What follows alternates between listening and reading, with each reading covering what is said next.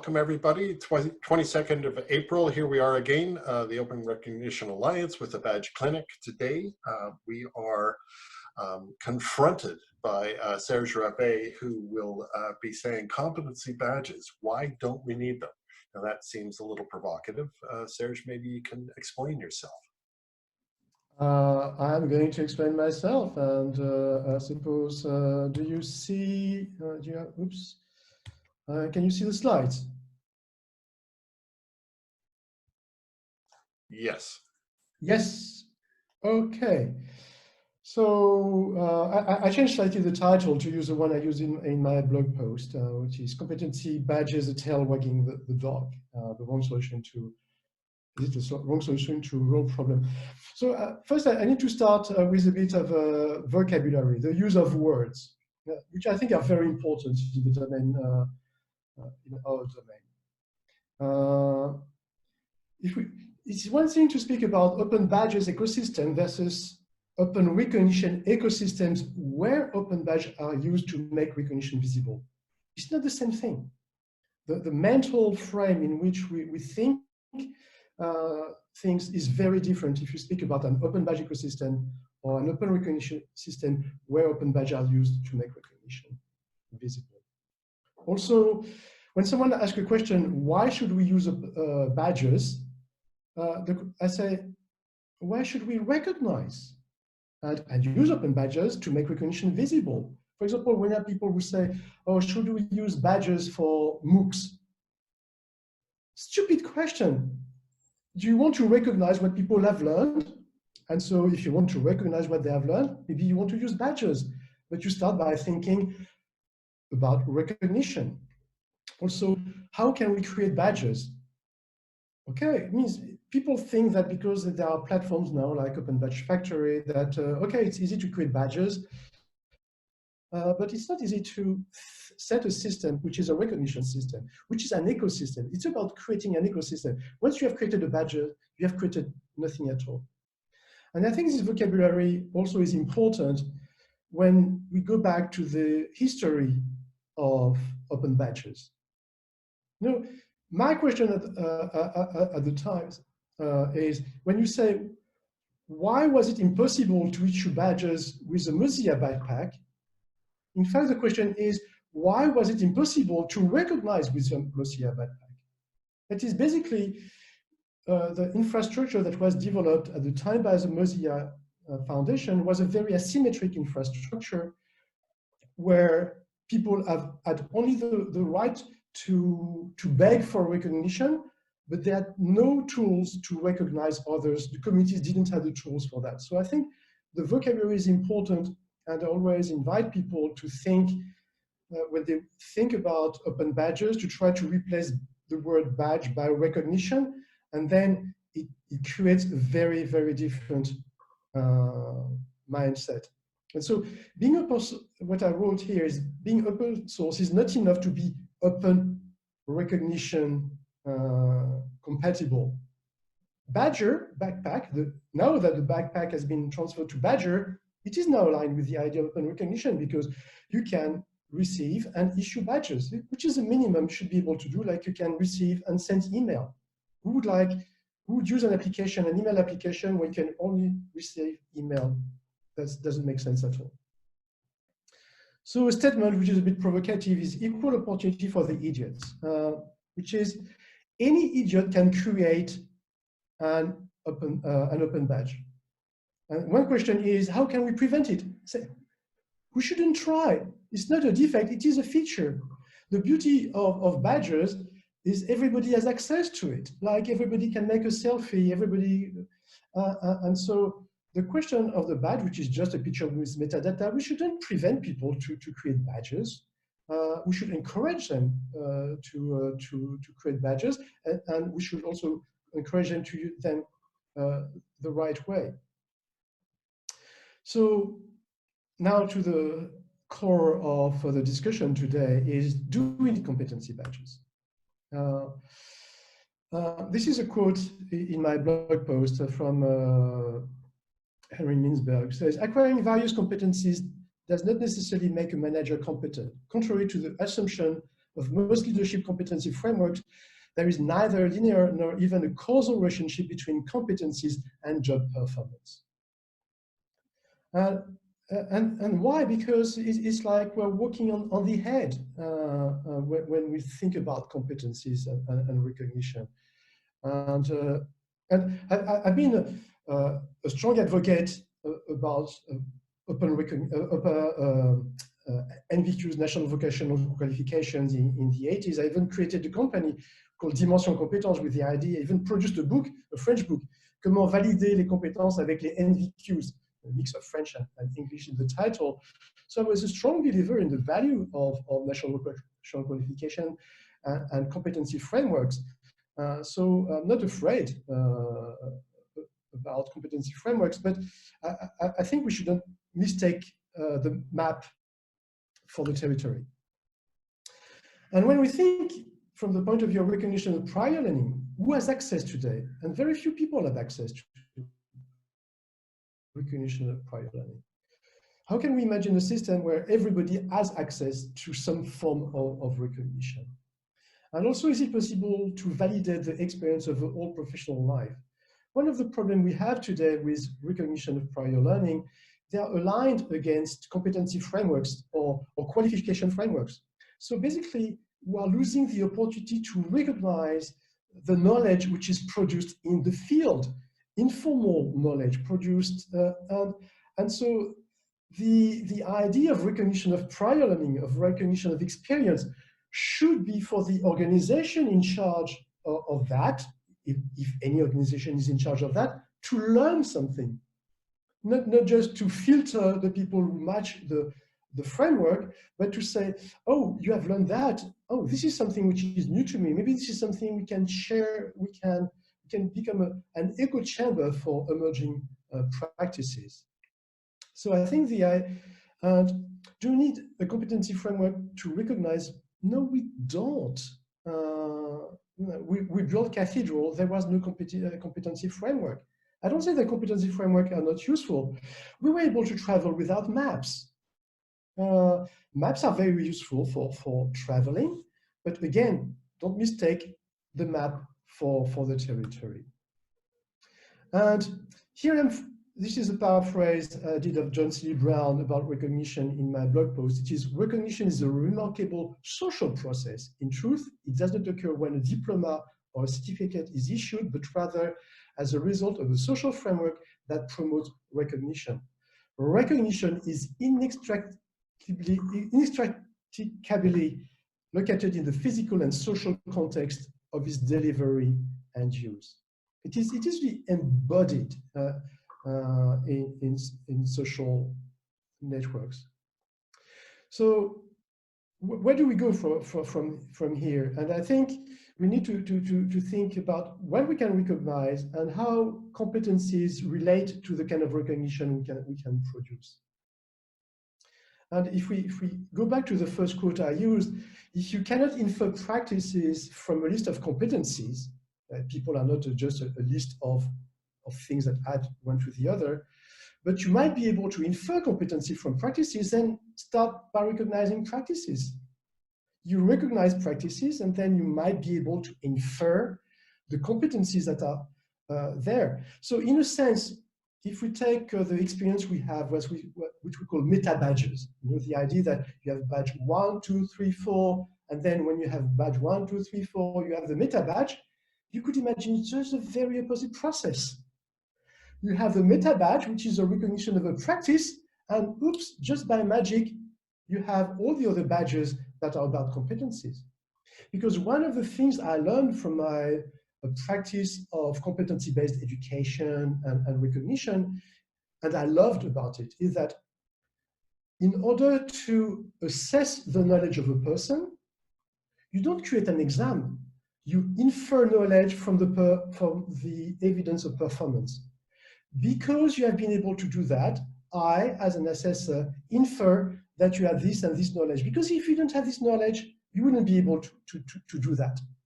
And I think it was something beautiful for me at the time to discover a model in which you were not obliged to test knowledge, but you were able to recognize evidence, performance evidence, and from there infer the knowledge a person had. But there was one step missing at the time, is that if you can infer knowledge, maybe you can also infer competencies. And so by recognizing practices, we should be able to recognize also competencies. And most of the time, it could be sufficient to recognize practices. So the beauty of recognizing practices are collective, they are intertwined, they are shared, embodied, situated. And practitioners are the best place to recognize map practices. So we can really use the practitioners as the curators of the information related to competencies, practices, just like with OpenStreetMap, where we can have citizens, the co-constructor of the information which is in OpenStreetMap. So we can, if we think about competency frameworks, before they were top down, they took time to be produced. Now they can be real time. And we can infer competency frameworks out of recognition of practices. Well, you know this schema I use regularly, but recognition is all about that. And I think the community is really at the heart of recognition, because also the recognition of the community is a way for the people who are recognized by the community to be also recognized beyond the community. So I think this whole dynamic of recognition that connects the community with the individual, the communities between them at the meso level, I think is very important. So just a little advertisement here, which is a book we're going to publish about decolonizing recognition. The idea came from a number of people. Well, you can go to the website, which is decolonizingopenrecognition.org. And that was Victoria Fontaine, who spoke at EPIC 18, who wrote the book Decolonizing Peace. And she came to EPIC thanks to Don. But also Patrick Verquin, who worked for the OECD for some time and now is a consultant and also works for CNAM, which is the Institute for Higher Education. And he accepted to write an article about décoloniser la validation des acquis d'expérience, to decolonize accreditation of prior learning. And he wrote this article for EPIC. And so the idea is really to think beyond what we have done now. And I think the rationale for that is to start from the idea that informal learning is not an informal form of learning, it is learning. Informal recognition is not an informal form of recognition, it is recognition. And you could say, I learn, therefore I recognize. And I'm very pleased to say that Stephen Downes has accepted to write an article for, he said maybe more than one for the book. Because you might know, but Stephen Downes has a very interesting theory about the theory of knowing. And the theory of knowing is connected to recognizing. There is a connection between recognition and the theory of knowing. And we shouldn't forget that the formal is often the formalization of an informal that existed before. So the idea of recognition, we need really to think in terms of stream of recognition, dynamics of recognition that involves multiple layers, and the recognition of individuals can have a positive influence on recognition of the community, and conversely. So really think as something which is more collective and dynamic. And so my last word for today would be to say that recognition only wears out if you don't use it. So my invitation is, let's use recognition.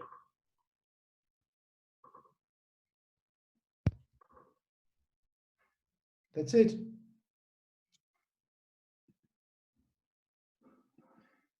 Stop sharing.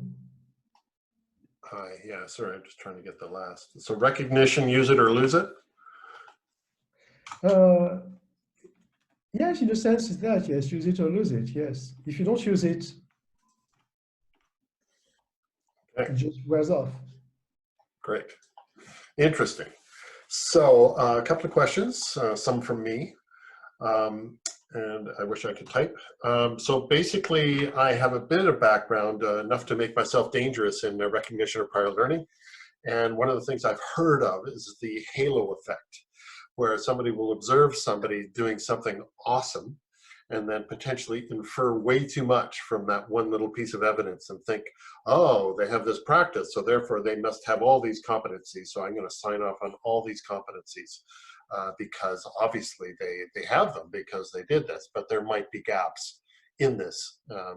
And as I say, this is mostly about formal recognition of learning, typically for some kind of academic credential, but the halo effect is something I hear about a lot at RPL conferences. Mm-hmm. What is interesting, today we had a meeting with people from the Ministry of Education, of Labor, sorry, who are reinventing validation executive experience. And when I described the kind of validation we were thinking of, they said, wow, in fact, it kind of happened like that. That is, at the beginning, accreditation was done against a formal diploma, but then the jury in charge of validating started to say, okay, maybe you don't match all the criteria, but you have demonstrated that you can do this, you can adapt, and you have all these other competencies, and then you can have the diploma. And so they also recognized emerging practices, but they were very frustrated because they were not able to translate it into something tangible, because the only thing tangible was the diploma, which was limited to a specific discipline. But all the areas beyond that discipline were not being recognized. So there was also this frustration from the people in charge of validation executive experience not to be able to recognize the whole dimension of one personal experience. Have you answered my question though? Like, is there a danger, and how might you avoid the danger? Like, in other words, say, what is the danger? I don't see any danger in that, because the one conversation we had was about the importance of reflection. The question is, do you situate reflection before getting the badge, or could you imagine that the badge is also the source of reflection? So you could imagine that even if you give a badge to a person without being absolutely convinced that the person has all the competencies, or maybe inferring something that this is not true, which is also true for knowledge, then the recognition process can be also a trigger for that person to develop the missing competencies. And also the idea of if it is just one person that creates the badge, that gives a badge, that provides the recognition, is one thing. But if it is a community that produces the recognition, then the question is, even, does that person need all the things that were described in the competency profile in order to be a good performer? Because you could have also, as I mentioned at the beginning, you could have all these skills or competencies and not be able to be a good performer. So it plays the other way around. That's why I think we need to situate the idea of competency in something which is really within the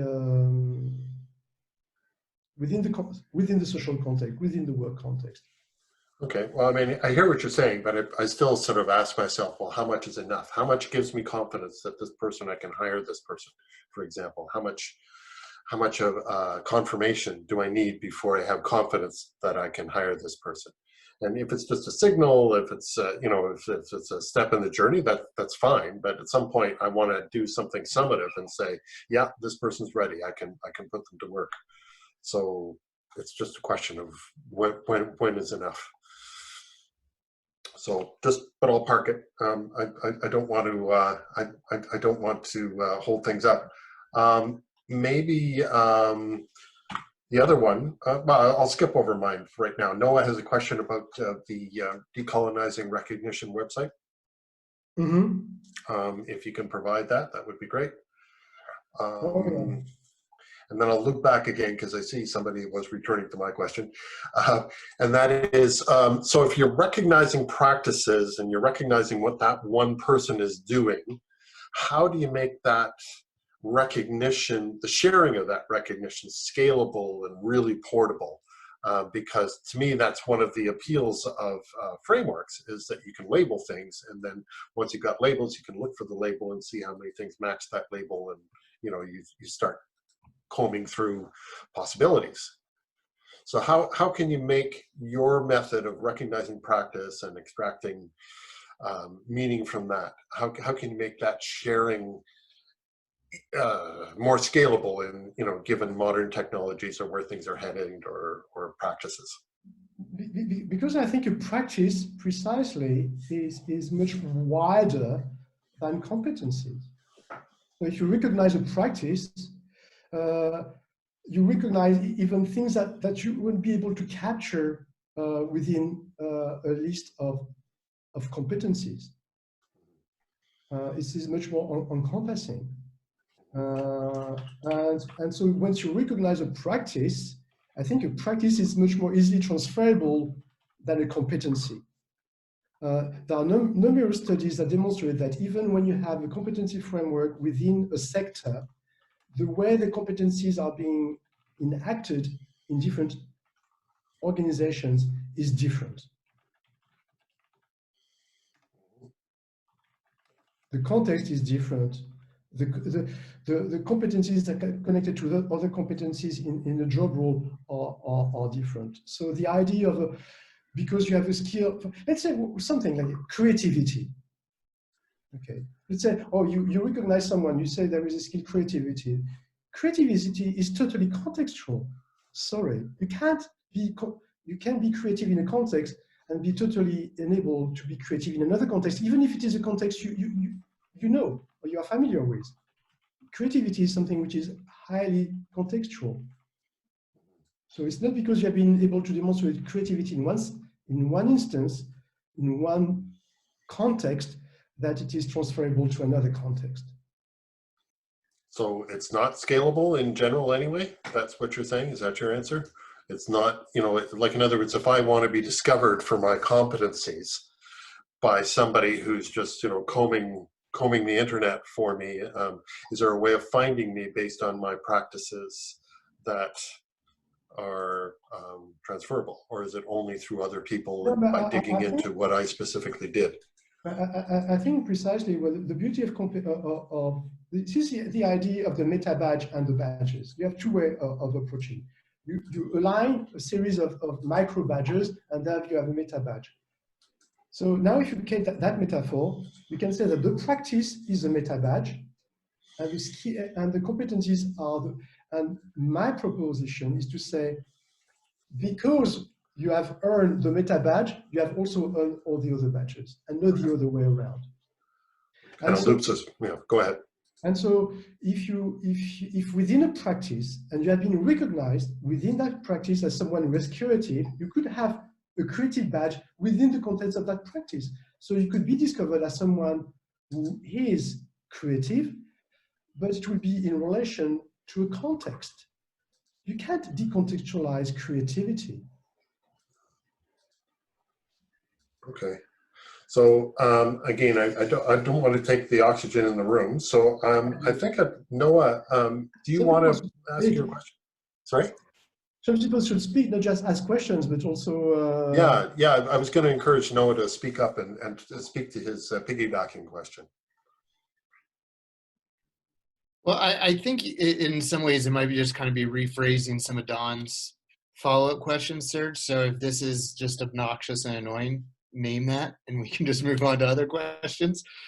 But I guess where I was going to, with the halo question is, like in my mind, the risk factor of the halo effect is an erosion of trust. That a consumer of the badge, the employer side, call it, might not trust the credential. And so I'm wondering if you have in mind any best practices that would help support and improve the validation of the recognitions and trust in the validations? Or if you don't have ideas, concrete ideas of what you're for, are there any practices that you're definitely against that you think definitely people should avoid because they're going to lead to erosions of trust? In my mind, I'm just picturing like LinkedIn recommendations, right? I view recognition of the process within a community. Okay, the problem is we start to, if we limit our thinking of recognition as some expert will provide like a qualification and then you give a badge. I think recognition is something that happens within a community. So doctors are recognized by other doctors. I'm not sure there is a competency framework for doctors. They might have decided to have some for nurses, but no, architects, I don't think they have a competency framework, and they can. Of course, we know what architects need to. The practitioners know what people should be able to do. So doctors recognize doctors, architects recognize architects, nurses recognize nurses, and so of course, if you decontextualize the recognition from the practice and from the community of practice, then you have a problem. And so the problem is not with the problem is with the approach to recognition as something which is decontextualized. And so if you have let's say a nurse who is recognized as a nurse by community of peers of nurses, and she has a qualification, and then she practices, this recognition, this trust is transferable. There is no reason there is some kind of erosion of trust if a nurse moves out, for example, from a hospital to a private practice, or the other way around.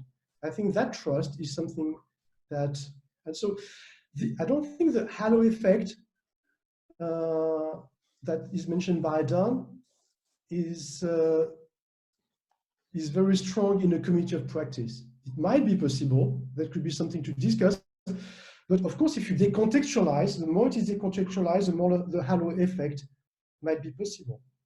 Or for new entrants, though, right? So let's say somebody wants to become a professional, and let's say that they've sort of stepped into it sideways. I'm thinking actually of the Social Services Council in regard to this in Scotland. Somebody steps into it sideways and wants to sort of professionalize, and people might be getting to know this person. They may be coming from another community. And let's say somebody says, okay, I'm going to, and I doubt that SSSC works like this, but somebody might be a workplace assessor and say, okay, I'm going to see how you work with clients. And then they follow them around for a day, and they see, oh yeah, well, they're pretty good. They're very affable, or whatever. But they don't see, for example, when a person is, I don't know, off their meds and somewhat violent. They don't see that. They don't see that, but they see all the other things, and they might say, oh, this person seems to be on a particular level, but they haven't seen that particular situation. That's the thing I'm going on about. Like, yes, what is enough? So basically, recognition only works if it is within the community of practice. And this is the practitioners that are best qualified to recognize. Okay. So you just made my point. But that practitioner, when do they sign off and say this person? Do they follow them for 2 days? Do they follow them for a week? So they see all the situations and tick off all the potential situations. They work with that person and they get feedback. It means it's a community. It's not just one person. It's not just the assessor within the community of practice. It's a community. But what if the person can't work unless they get qualified? Oh, okay. That's another issue. The need to be qualified, to have some kind of credential in order to work. This is a slightly different problem. Here we're thinking about not formal, the value of informal recognition, and the value of informal recognition is its ability to be sure that if someone is recognized by a community, like doctors, for example, the diploma just come at the end, just because to say this community of doctors recognize this person as a doctor, but it is a community who recognizes a doctor. Yeah, There is but not they're also, a super God who says, yeah. there is not a God who says, oh, okay, now you are a doctor. That's the doctors who decide who's a qualified doctor. I'm thinking regulated professions may not be the best example because, you know, doctors have to write exams, they have to be assessed in the workplace. You know, people, you know, they're assessed in structured clinical examinations, and then other people, you know, assess them in, you know, they're observed in the workplace, and their colleagues sign them off, but it is a protocol. It's not an informal protocol, it's fairly formal. Robert, I don't know if we can sort of put you on the spot, but do you have any comments about this, the idea of recognition? Because you've got a very organic recognition process where, you know, people are engaging in learning activities and doing personal reflection. And I think they're doing a bit of mapping towards frameworks and things like that. So do you want to comment a bit? That's correct. We're starting to map not really towards our national occupational standards, which are vast, but towards what we call our common core of knowledge and skills, which is more values-based. We love this from the point of view of the SSC, because the issue that we fall upon is we tend to have a continuous professional development framework for our registrants that's old-fashioned, that's geared towards formal learning. And we struggle because, yes, people go out and they go to conferences, but then they struggle to put that into practice. And then we get into the entire Will Thalheimer thing about learning, transfer, evaluation. But if we actually measure people on practices, on what they actually can do, and everybody's different in this sense, and I've been told by employers, when we recruit someone, we recruit with no formal qualifications because we can give them the formal qualifications once they're on the job. We're really looking at what can you do. And people aren't good at filling in application forms. When I started in learning and development, I was working with young people who were not in employment, education or training. They'd been excluded from school. And much of what I did was interview coaching, trying to get them to the point where they can fill in an application form and get to a job interview. But once they're in the job interview, they didn't know how to respond to the questions. If someone asked them, tell me something you've done that you're really proud of, they couldn't answer the question. But if we started to work people through badges that are based on practices, and I actually think learners will understand much more about, this is what this means. They start to build up a picture. And we had a conference in Open Badges where someone described this as being, it's that part on the CV that you don't really have any way of verifying unless you go to someone who's maybe provided a reference. Because qualifications, we can do that. We can verify someone has qualifications. If someone says they've got no criminal record, we can verify that because we can go to the Criminal Records Bureau and check. But all the other stuff on a CV, you can't verify that unless you get a really good, you know, reference. And most references that our employers get will be, Robert Stewart worked in this job from this date to this date, and we didn't sack him, and he didn't commit any criminal offence. It's limited. They won't say he was really good at this. It will be short and brief. Our open badges are all based towards our learning resources, and that's a weakness to what we do, because then we're trying to infer that somehow what people know gets put into practice. And there's a guy called Kevin Mitnick who does a lot of cybersecurity training, and he's got a great phrase, just because I'm aware doesn't mean I care. And we see this a lot. People know what they should do, but they don't actually do it. I might be wrong, so I think there might be a bit of a difference in what I would consider a practice and what we're talking about here. But one of the big practices for us is timekeeping. And in Scotland, I know that the colleges, when they started using open badges, they didn't badge the formal course. They tended to badge things that might be seen as employability hits. So things like timekeeping. If somebody turned up to the course on time every day, they'd be awarded the timekeeping badge. I think they were allowed a couple of days off. But when people were then going to employers, as well as their certificate that they could hold in their hand, they could also say, well, look, I've got proof here that I was good at attendance. I've got proof here that I actually participated in the seminars. So they tended to give badges based on, they called them values-based badges, but I would kind of consider timekeeping to be a practice. But this is something that we're really interested in. I think I probably need to speak more to you about it, and find a way in how we can actually transfer. Because what I want to have is, I want to have a badge platform where we've got half of our badges aimed at learning resources, but I want the other half to be about practices. So, just to make an interesting comment in the chat, maybe you could put the chat, the comment also in the Etherpad. Maybe I'll do that. or yeah, if you want to do that, Justin, or speak to it also, Yeah, basically to say, you know, do you, you know, once you have, what is it? Do we need or expect a single assessment for a given competency? So in other words, I've nailed the competency, here's my badge. In a real community, doesn't recognition emerge out of many experiences and examples of a person's practice? And I agree with that. To me, that brings in the concept of the living badge. And Serge, you kind of brushed over that earlier on, but Justin, maybe you have more to say? No, that sums it up really well. Just the idea that I think that in a real community of practice, we can point to many examples or instances where someone has demonstrated some sort of know-how or skill or aptitude, and that's what gives us confidence that they possess that know-how and that they'll continue to demonstrate that in the future, right? In some ways, it makes me wonder if the has the competency does not have the competency.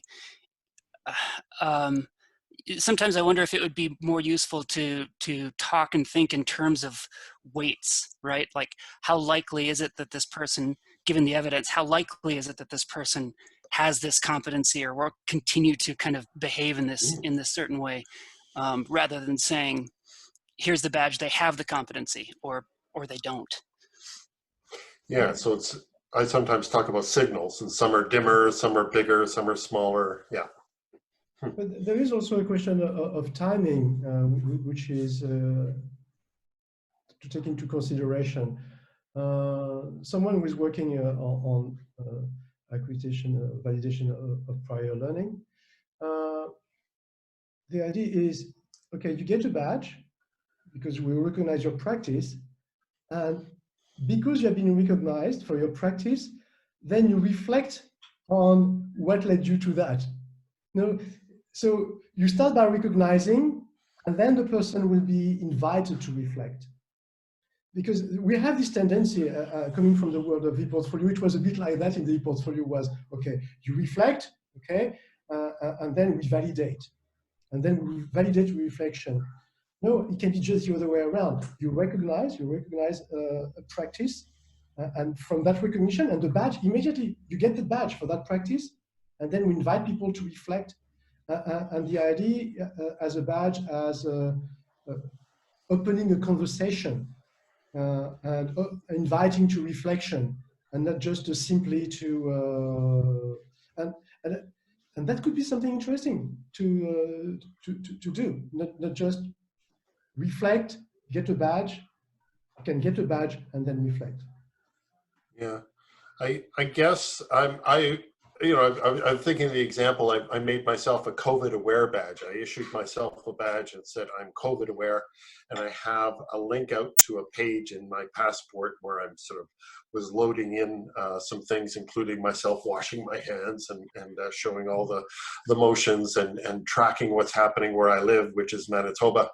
But I was just reflecting that it's kind of dropped off in the last week or so, you know, and like there's nothing driving me back to it. You know what I mean? So to me, that would be the danger is, you know, typically you do things because you have to jump through a hoop, and e-portfolio, you're jumping through a hoop, you're trying to get a grade, you're trying to make to be recognized for that thing. So it's a goal, and that's focusing your efforts, but maintaining things, that's a little different. I don't know what the answer is, but to me, that's human behavior-wise, it's a little harder to keep up, even with the best of intentions. But if we think, for example, of the reflection we have today about badges for the end of confinement, and we want to invite people to recognize all the things they have learned, or the practices that have emerged. You know, parents taking care of the kids, continuous education, and using the internet, cooking. Esther, for example, is doing sourdough bread now. She has sourdough bread, and it's funny because she sent the photo of a bread to friends, and then the friends sent back bread image also himself. So we are learning things, we are developing practices. And the question is, if you want to recognize emerging practices, you don't have necessarily a framework to do that. You don't have necessarily an assessor to do that. It is a community as a whole that recognizes these practices that are valuable to the community. And I don't say we shouldn't have formal qualification. I just say there is a whole range of recognition that has been undervalued, and the beauty of badges could be precisely to do that, to make visible the things that were not visible. For example, I have some knowledge, I would like to share that knowledge with others. And then because I've been able to share that knowledge with others, then I'll be recognized by the people with whom I've shared knowledge. And so it's a conversation. And I think the idea of the conversational badge, the badge that invites to a conversation. So I would say for an employer, I think, you know, one of the background I use sometimes, I'm going to change my background now with another one I use in several presentations, is this background, which is the image, which it's a photography of people, you know, plein pied, you know, from head to toes, drawing a line, and you see all the towns the person has been through. It says absolutely nothing about the competencies of the person, the skills. At the same time, it tells a lot about the person. And it is an invitation to the conversation, because maybe you have traveled, maybe you have been to that city. And so the idea of thinking badges as representation that are invitation to conversation, not just normative, is that badge serious? Can I be sure that you have done all that? No, because the conversation will be the moment where another recognition process will emerge through the conversation, mutual recognition. And so the conversation is a means for recognition, and that's why we had this project with BadgeBot, with using using Twitterbot as a means to create badges, because conversations can lead to recognition and badges can be also the source of conversations after that. And the idea that all the people who have the same badge are kind of a community and they should be able to talk together. So I think we need to think in terms of conversations instead of, rather than judgment. Okay. The judgment is final. The conversation is continuous. Being Canadian, I have a compromise to propose. What if you have a badge that has a practice, and it could be a COVID badge, could be anything. This is my badge, this is what I've done, and you release it to the community or communities, and people are looking at it saying this is great, maybe they're commenting on it. What if somebody comes along and says, this is, I say, this is an instance of this competency, it's a signal of this competency. That's fine? Yeah. Absolutely, that's fine. Yeah. You recognize a practice, and from the practice, you recognize a competency. You know, that's just the other way around.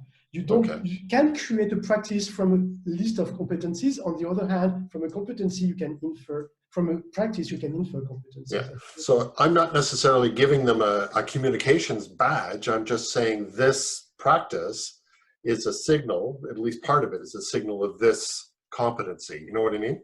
Yeah.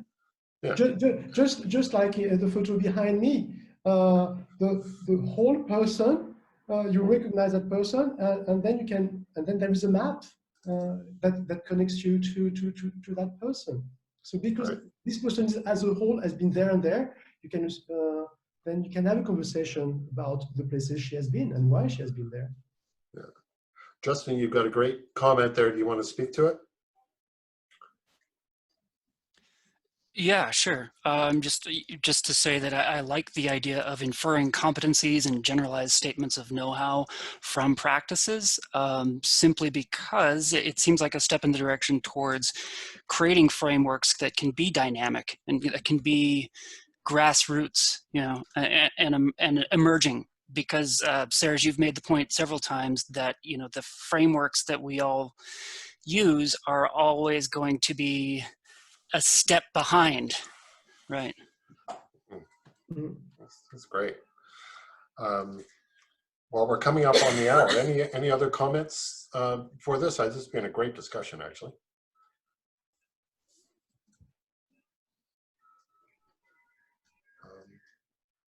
Okay. Well, thank you very much for stimulating our thinking, Serge. And, hopefully we'll start seeing some examples. Yeah.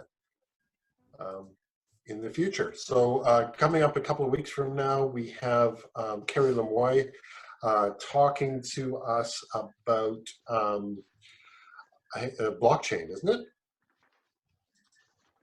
Yes.